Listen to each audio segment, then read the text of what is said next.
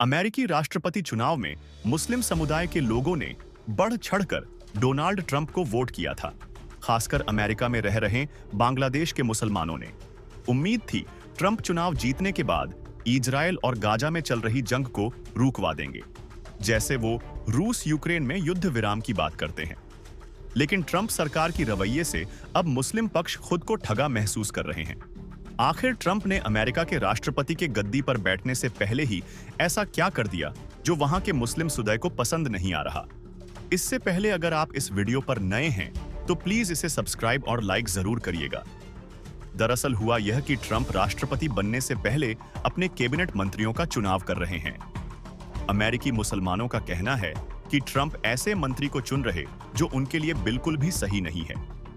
Trump द्वारा चुने मंत्री में ज्यादातर वो मंत्री शामिल हो रहे हैं जो इजरायल के कट्टर समर्थक हैं। वो गाजा इजरायल द्वारा किए जा रहे नरसंहार को सही बताते हैं। तो आखिर वो कौन मंत्री हैं जिसके कैबिनेट में आने से वहां रह रहे मुसलमानों को तकलीफ हो रही है? नंबर 1, ट्रंप कैबिनेट की नई विदेश मंत्री सीनेटर मार्को रूबिया। इसने हाल ही में गाजा में इजरायल द्वारा किए जा रहे हमले को बिल्कुल सही बताया था और एक बयान में कहा था कि मैं गाजा में युद्ध विराम की मांग नहीं करूंगी। इजरायल को हमास को पूरी तरह से खत्म कर देना चाहिए क्योंकि ये पूरी तरह से जानवर हैं। नंबर 2, संयुक्त राष्ट्र की राजदूत एलिज स्टेफानिक, जिसने गाजा संघर्ष पर संयुक्त राष्ट्र के रुख की आलोचना की थी। वहां के मुसलमानों का कहना है कि ये सारे मंत्री गाजा में हो रहे युद्ध के समर्थक हैं, जिससे यह उम्मीद नहीं की जा सकती कि वो इस युद्ध को रोकने में कोई मदद करेंगे। अमेरिका में मुसलमानों की कुल आबादी 1.34% है, जो ज्यादातर एशिया और अरब से आए हुए नागरिक हैं।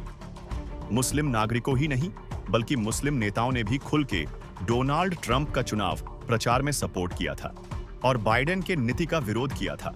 लेकिन मुस्लिम नेता डोनाल्ड ट्रंप के पिछले कार्यकाल को शायद भूल गए, जिसमें ट्रंप ने सीधे तौर पर मुस्लिम देशों के नागरिकों को अमेरिका में घुसने से भी रोक लगा दिया था।